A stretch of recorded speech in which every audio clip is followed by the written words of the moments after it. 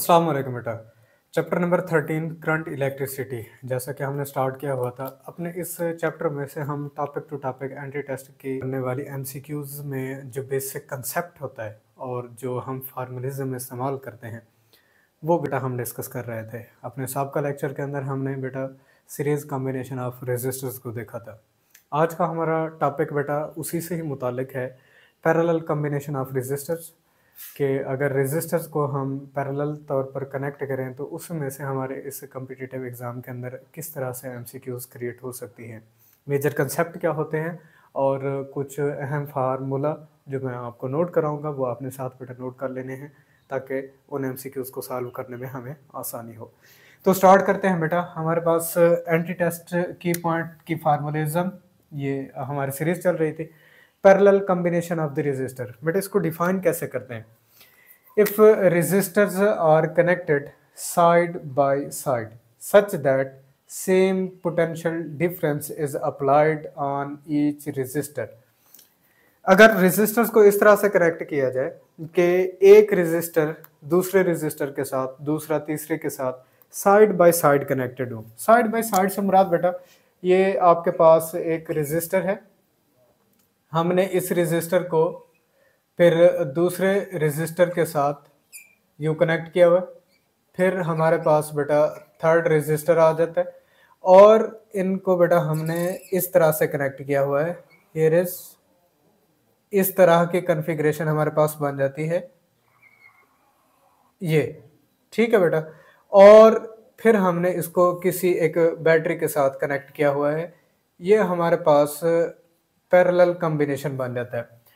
अब इसके अंदर एक बात इंपॉर्टेंट है कि हमने जो पोटेंशियल डिफरेंस यहाँ से अप्लाई किया हुआ है बैटरी की मदद से, वही पोटेंशियल डिफरेंस हर एक रेजिस्टर के ऊपर होगा। यानी कि वोल्टेज बेटा एक जैसा रहेगा सब के लिए, चाहे R1 को देखें, चाहे बेटा R2 को देखें और R3 को देखें, मगर करंट के लिए एक से ज़्यादा पाथ आ जाते हैं। तो दूसरी definition parallel combination of resistor की आप बेटा ये भी कर सकते हैं कि इस तरह का कॉम्बिनेशन जिसके अंदर करंट के लिए एक से ज़्यादा रास्ते मौजूद हो। अब ये दूसरी डेफिनेशन भी खुद कर सकते हैं। पहली जो प्रॉपर्टी बेटा यहाँ पर कि voltage is same, voltage same रहेगा मतलब हर एक रेजिस्टर के अक्रॉस एक जैसा वोल्टेज रहेगा। अब इसमें से दो तरह से आप इसको ले सकते हैं। ओहम लॉ, V बराबर है IR। वोल्टेज अगर कांस्टेंट कर दिया जाए तो I प्रोपोर्शनल होगा रेजिस्टेंस के। तो करंट और रेजिस्टेंस का ग्राफ किस तरह का होगा बेटा, उसे नाम क्या दिया जाता है, ये इनकी शक्लें किस तरह की होंगी, ये एमसीक्यूज यहाँ से वो बना सकता है। रेजिस्टेंस के अंदर आपको रेशोज बता दी जाती हैं, करंट की रेशो क्या होंगे, आपको दो रेजिस्टेंस की वैल्यू दे दी जाती हैं, एक करंट की वैल्यू दे दी जाती है, करंट की दूसरी अननोन वैल्यू क्या होगी, फार्मूला हमने कैसे बनाना है और फिर हमने उस क्वेश्चन को कैसे सॉल्व करना है, ये सारी चीज़ें मैं अपने सबका लेक्चर्स के अंदर आपको सिखा चुका हूँ। तो अगर तो आपने वो वीडियोज़ नहीं देखी जो कि हमने क्रिएशन ऑफ एमसीक्यूज़ के ऊपर हमने बनाया हुआ है अपना लेक्चर, अगर तो वो आपने 3 बेसिक लेक्चर्स नहीं देखे तो मेरी सजेशन है पहले उन लेक्चर्स को देखें, फिर बेटा यहाँ आकर ये फार्मूला आप इस्तेमाल कर सकते हैं। फिर इसी तरह से बेटा पावर का रिलेशन आपने पढ़ा हुआ है, P बराबर है बेटा आपके पास VI। अगर वोल्टेज यानी कि V पोटेंशियल डिफरेंस आपके पास सेम है तो पावर हमेशा प्रोपोर्शनल होगा current passing through the resistor. जितना ज़्यादा करंट पास कर रहा होगा उतना पावर डेसिपेशन ज़्यादा हो रही होगी, ठीक है बेटा। तो ये रिलेशन पहला बन जाता है। अब पावर और करंट के दरमियान में क्या कुछ ग्राफ होगा, वो ग्राफ नाम उसका क्या होगा, किस तरह की उसकी बेटा शेप होगी, ये सारी एमसीक्यूज आपकी बनती हैं। इसी तरह से बेटा दूसरा आपके पास रिलेशन था P is equal to V square divided by R।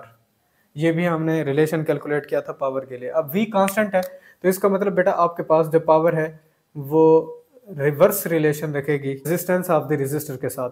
तो जिसकी रेजिस्टेंस ज़्यादा से ज़्यादा होगी वहाँ पर पावर डेसिपेशन ज़्यादा हो जाएगी, जिसकी रेजिस्टेंस कम होगी उस पर पावर डेसिपेशन कम हो रहा होगा।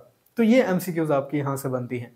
दूसरी बेटा property current is divided, current हमेशा तकसीम हो जाता है हर एक रेजिस्टर के अक्रॉस। फर्ज कर लें हमने एक सिंपल 2 रेजिस्टर सर्किट बनाया हुआ है, पैरेलल सर्किट, और पहले रेजिस्टर करंट जो पास कर रहा होता है अगर उसे I1 से रिप्रेजेंट करें और दूसरे रेजिस्टर के अक्रॉस जो करंट पास कर रहा है वो अगर I2 के बराबर हो, तो पूरे पैरेलल कॉम्बिनेशन के लिए क्या कुछ करंट होगा बेटा, उसकी वैल्यू आपके पास ये बन जाती है I1 प्लस I2 की।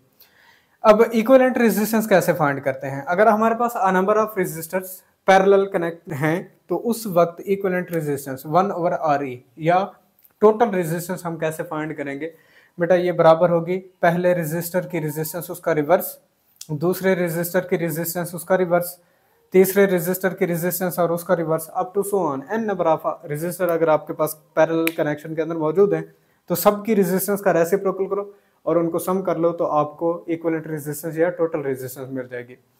हमेशा याद रखिएगा पैरेलल कॉम्बिनेशन में हमेशा जो इक्विवेलेंट रेजिस्टेंस होती है वो कनेक्शन में मौजूद कम तरीन रेजिस्टेंस से भी सवाल आएगी। अगर तो आप चाहते हैं कि कोई सर्किट बहुत कम रेजिस्टेंस ऑफर करे, बहुत समाल से रेजिस्टेंस ऑफर कर रहा हो, तो आप उनको बेटा पैरेलल कनेक्शन के अंदर जोड़ दें तो उनकी रेजिस्टेंस रिड्यूस हो जाएगी। ये एमसीक्यूज बेटा आपने जहन में रखनी है। इसके बाद हमारे पास बेटा अगर तो टू डिफरेंट रेजिस्टर का एक सिंपल सा कॉम्बिनेशन हमारे पास मौजूद हो तो उसके अंदर इक्विवेलेंट रेजिस्टेंस आपके पास R1 R2 divided by R1 plus R2। अब इसके अंदर कंडीशन ध्यान में रखिएगा, रेजिस्टर हैं हमारे पास जो पैरेलल कनेक्शन के अंदर मौजूद हैं, लेकिन हर एक रेजिस्टर की रेजिस्टेंस डिफरेंट है, डिफरेंट रेजिस्टेंस रखने वाले हमारे पास रेजिस्टर्स हैं।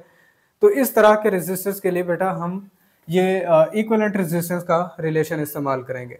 तो बेटा इक्विवेलेंट रेजिस्टेंस हमेशा उन रेजिस्टर्स की रेजिस्टेंस का प्रोडक्ट कर लें और उनके सम ऑफ द रेजिस्टेंस के ऊपर उसको डिवाइड कर लेंगे तो दो डिफरेंट रेजिस्टेंस रखने वाले रेजिस्टर्स जो पैरेलल कनेक्टेड हैं उनकी आप इक्विवेलेंट रेजिस्टेंस यहाँ से फाइंड कर सकते हैं। इसके बाद बेटा एक रूल आता है जिसे कहते हैं करंट डिवाइडर रूल। देखें प्रॉपर्टी तो हमने पढ़ी है कि करंट डिवाइड हो रहा है, ठीक है, इट्स ओके। हर एक रेजिस्टर के ऊपर कितना कुछ करंट डिवाइड होके आ रहा है, अगर हम उसको फाइंड करना चाहते हैं इन टर्म ऑफ रेजिस्टेंस, हमें रेजिस्टेंस प्रोवाइड कर दी गई हो, टोटल करंट प्रोवाइड कर दिया गया हो, तो हम उसको कैसे फाइंड कर सकते हैं बेटा, उसके लिए आपके पास करंट डिवाइडर रूल आपकी हेल्प कर देगा। पहले रेजिस्टर के अक्रॉस पास होने वाले करंट को अगर I1 से रिप्रेजेंट किया जाए तो हमेशा सेकंड रेजिस्टर की रेजिस्टेंस क्या है उसे दोनों रेजिस्टर की रेजिस्टेंस के सम पर डिवाइड करें और कितना टोटल करंट पास कर रहा है पूरे सर्किट में उससे मल्टीप्लाई कर लें।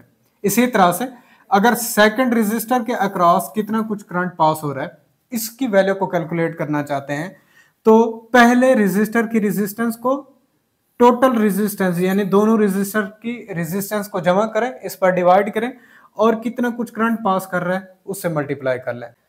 जबकि इसी बेटा करंट डिवाइडर रूल को एक और अंदाज में भी आप डिफाइन कर सकते हैं।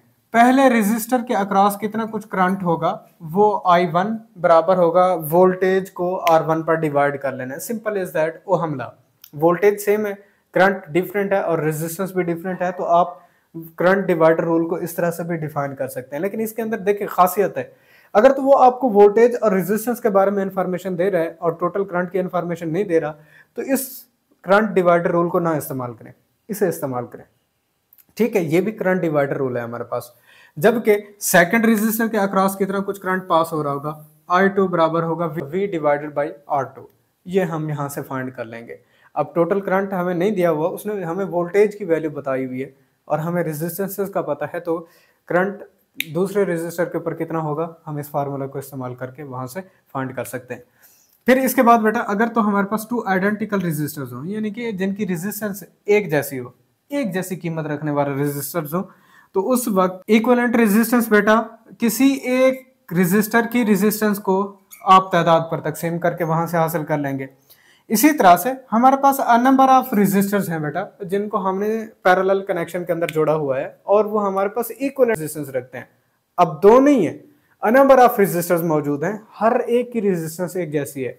तो इक्विवेलेंट रेजिस्टेंस कैसे फाइंड करनी होगी, किसी एक रेजिस्टर की रेजिस्टेंस लो और जितने रेजिस्टर आपने पैरेलल कॉम्बिनेशन के अंदर लगाए हुए हैं उनकी तादाद पर इसको डिवाइड कर लें।